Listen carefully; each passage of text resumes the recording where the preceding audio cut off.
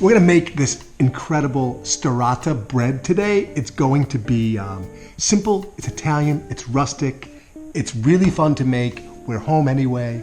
Let's impress our family with our bread making skills. So for this bread recipe, we're gonna use a combination of flours, and that's my recommendation to you, is just whatever we have in our house, let's use up.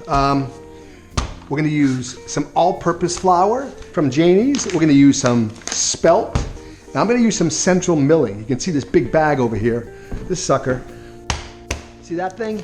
We're gonna use some of that bread flour inside. We're gonna use a combination of all these ingredients. We're gonna somehow get to 500 grams, and how we're gonna do that is this way.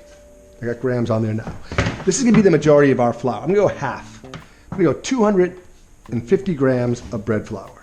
You can see I'm just kind of making this recipe up, which is what I urge you guys to do at home. I've got about 260 grams of flour, so to call it 250. I'm gonna use 200 grams of all-purpose flour. So 200, so we'll get to 450. I'm gonna go to 460, how's that? Actually, I'm gonna go to 465. Then we're gonna go to, I went to 475. And I'm gonna use some spelt in here as well. So now we're gonna go 25 grams of spelt. We'll get to 500. Okay, look at that, right on the money. Boom.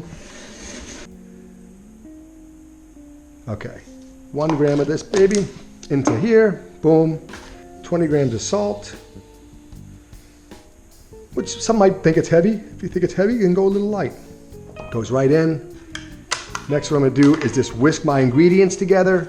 Some people might say to add the salt last.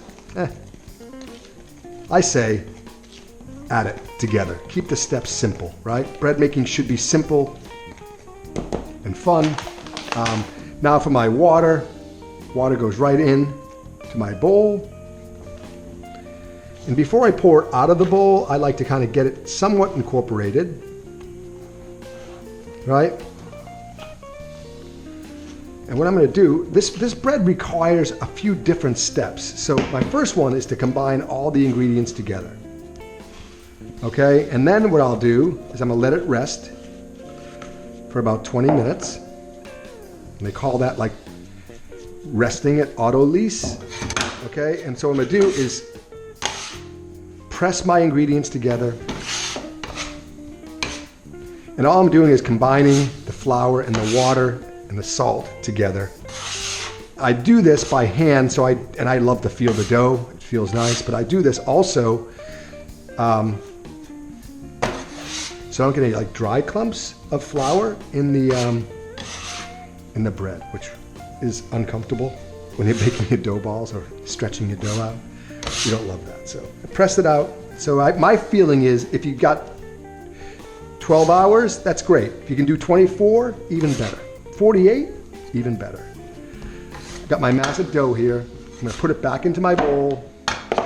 I'm gonna cover this up, let it just rest for maybe 20 minutes to a half an hour. And then what we're gonna do is we're gonna fold this dough. We're gonna fold this several times, like 3 or 4 times. And what that's gonna do is allow all the gluten network to kind of really work together and form a nice, beautiful, complex structure of this bread versus just kind of letting it sit there. So we're gonna put a little work into this one. It's gonna be awesome. Before we do anything, when we're working with dough, if you don't want it to stick, water your hands. Get them a little wet. It'll make this dough a little bit more manageable to sticking. So what I'm gonna do is I'm gonna take this out. I like to use a little semolina flour. It's like a durum wheat as my flour, just to help this thing not stick. And what I'm gonna do essentially is take this dough and I'm just gonna fold it. I'm gonna fold it like almost like an envelope. I'm gonna fold it a couple of ways. This way, that way, this way, and then that way. I'm gonna do this every 20 minutes. I'm gonna do it 3 times. 3 times. I'm gonna let this rest, airtight, right? I'll put a timer on, 20 minutes. You can see And we'll continue doing this 3 folds, 3 times to really strengthen that gluten. Then we're gonna put it to rest in the refrigerator overnight. Get a book, Unshakable, Tony Robbins, my boy. Change the glasses. These don't 20 minutes yet? No.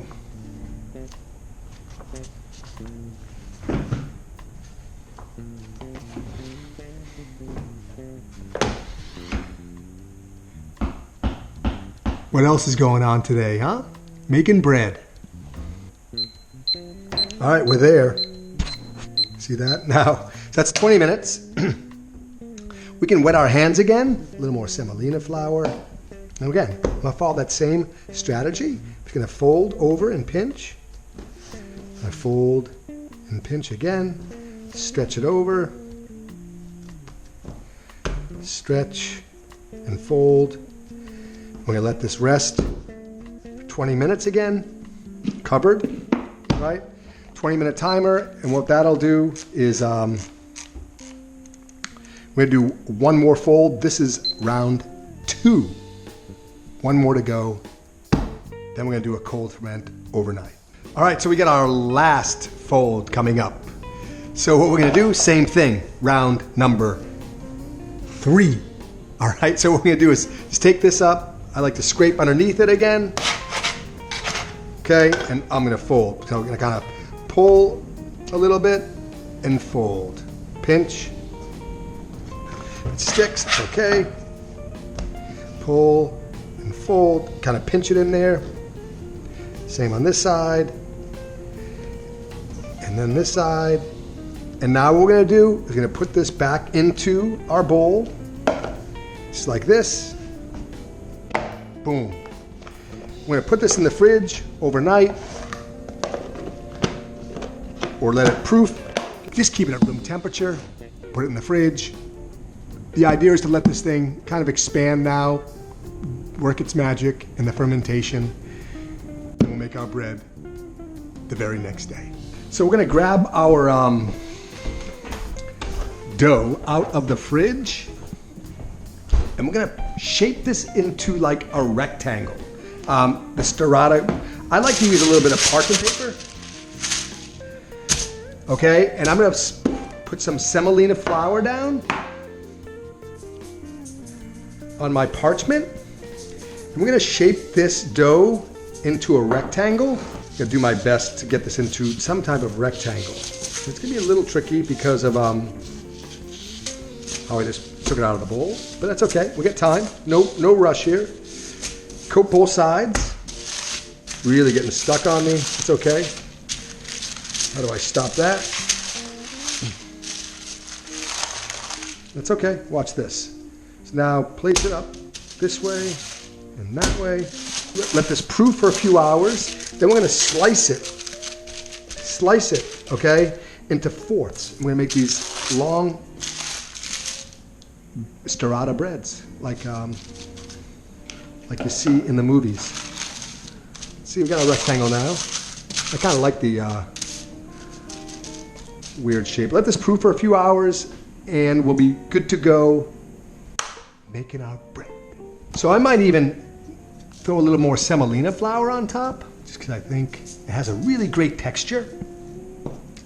You grab like a cutter, and I'm gonna literally cut this into like fourths. I'm gonna do boom, oops. I don't even want them to be perfect, to be honest.